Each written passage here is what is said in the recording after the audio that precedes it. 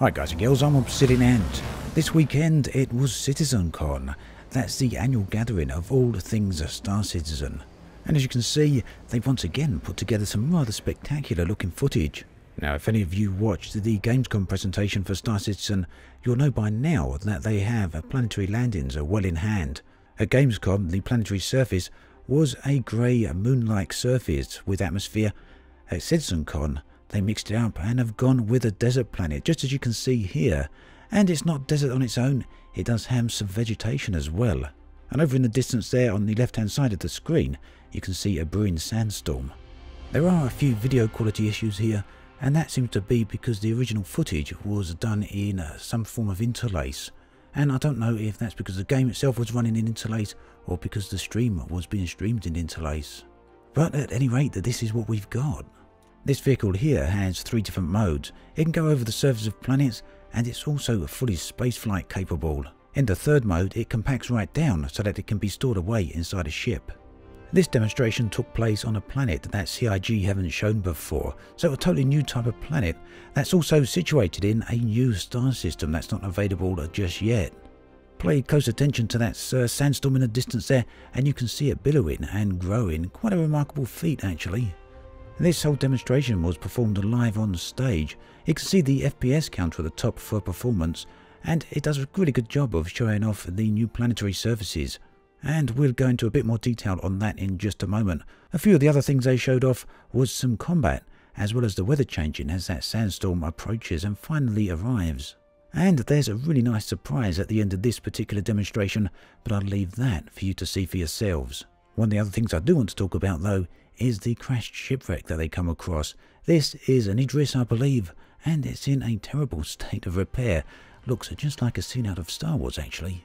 And during the rest of this demonstration, you'll see the player actually go up onto that wreckage there and enter right inside of it. A lot of the work that CIG have been putting into the game over recent months, and probably the recent year or so, is the procedural generation for planets. And they've actually done a very good job of this so far, although the CryEngine that they're using to develop the game has had to be rewritten quite substantially in order to achieve this. And this was done so that the engine could support spherical terrain, which of course is needed for planets. By default, the CryEngine can only support flat terrain, so this was a big change. And they also needed to dramatically increase the scale and size of the supported terrain to enable planetary scale. Now essentially, planets are procedurally generated, but not everything on the planet is procedural. Basically, it seems you get a height map here of various forms with different ecosystems dotted around. This is then manipulated and handcrafted by some very powerful tools and allow this to be done quite rapidly. So it seems to me that most, if not all areas, are actually handcrafted rather than procedurally generated, but they can be created at a very rapid pace. The reason CIG stated that they wanted to take this approach is to avoid the pitfalls that many other procedural games fall into, which is resulting in many generic type areas and events. In this way, they can offer support, they can offer areas that are far more varied and much more interesting. Although it may take them a little bit more time, it seems, from what they have shown at least, that they may have this quite in hand at the moment.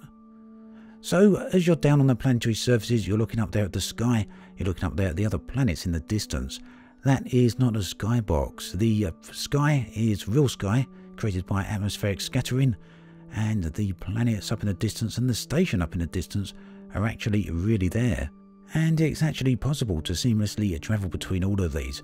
Now, one thing I noticed here is that the cloud layer seems to be very thin. They don't seem to be volumetric clouds at all, but that's quite possibly something that will come a little later on. What you do get a good feel for here though are some of the different surface types that are available around the planet. And we can see some more of that as they jump using their quantum drive to the next planet here. The surface on this planet is full of sulfuric lakes, and this really does give the whole thing a very different feel indeed. And just look at the sunset there. Chris Roberts then went on to detail all the upcoming changes for the future patches. Now keep in mind that on the current server it is patch 2.5. Patches 2.6 through 2.8 are still to be scheduled at a later date. So on to version 3 then. This will enable planetary landing and will also include a few other things, most notably trading, cargo transport, piracy and smuggling, along with both mercenary and bounty hunter professions.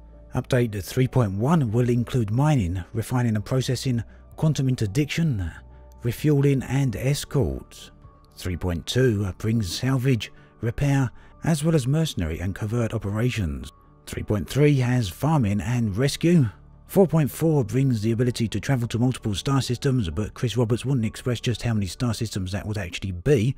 Also exploration and discovery, as well as science and research. And as you saw on all those slides, each update also has a bunch of other things included with it as well. So how long will all this content take to arrive? Well, Chris Roberts estimates that each patch will take between 3 to 4 months to deliver. And with update 3.0 not due to arrive until later this year, or quite possibly early next year, I would say that all the content so far announced represents at least 1 more year's worth of full-time development, and probably a bit more than that. So it seems quite likely by this time next year in CitizenCon 2017 that Star Citizen could well be still in a state of alpha. But looking at the rate of progress, looking at what they're actually showing here, it seems that they are indeed making good progress. Which is actually a good thing, because I'm really looking forward to trying all this out. Now, CIG also spent a bit of time talking about Squadron 42, and I might do another video on that a bit later on, although details on that are very scarce. But what they did say is that Squadron 42 won't be making an appearance this year, and that it's going to be 2017 now, but I don't think that will come to much of a surprise for anyone. So the footage that you can see here in the background, this once again is all generated in real time, and I'll link to both this video as well as the footage I showed at the beginning of the video in the video description below. I've only covered some of the basics that CIG talked about here, but these were certainly some of the most impressive changes. So that brings us to the end of this video then, and I'll be bringing you some more Star Citizen videos very soon.